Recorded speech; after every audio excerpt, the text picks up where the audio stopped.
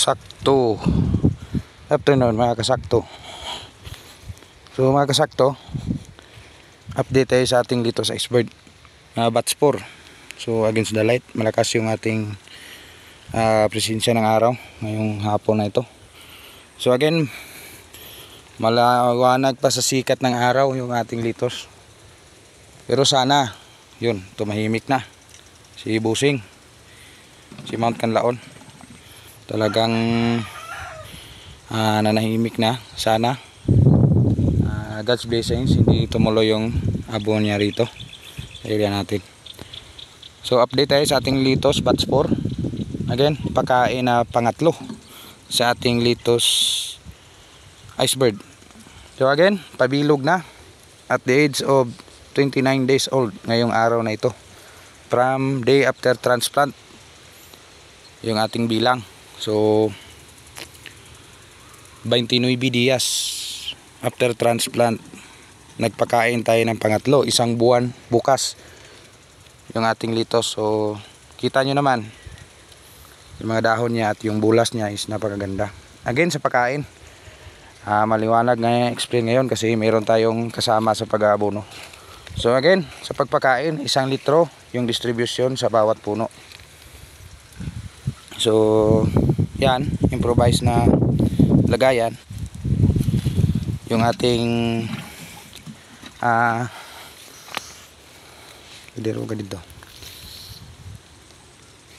yung container, distribute every puno. So again, yung marker still gagamitin pa rin. Kung saan tayo titigil, doon iiwan ang marker para palatandaan niya na yun ang napakain na nating litos. So kung doon mag-stop, doon iatin ilalagay. So alam natin na pasulit-ulit na ito yung ating video kung paano i-distribute yung abono ni litos Icebird. So sa pagpakain dapat maingat tayo, especially ngayong pangatlong pagkain na napakasensitive yung dahon. So kung ma-recover, dadaan na sa class B yung ating litos kasi natamaan na ng synthetic fertilizer. Again, yung synthetic, walang bawian yan. Buti lang kung heat stroke o natamaan siguro ng init ng araw, ma-recover pa yan. Pwera lang yung abono na komersyal. So ito, mayroon ng pabilog. Yan, kulang-kulang 5 days, 3 to 5 days, pwede na itong harvest. For the result na maganda yung kanyang bilog. So sana continue yung tubo niya at yung panahon sasabay na. Yung presyo ngayon is hindi ganun kaganda. So sige lang, at least meron tayong quality na litos na ibigay sa ating mga customer, mga consumer na gustong bumili. So yan yung ating litos yan. So alam nyo naman yung specialty na tinatanim ito. Specialty na tanim, dapat alagaan din ng tama.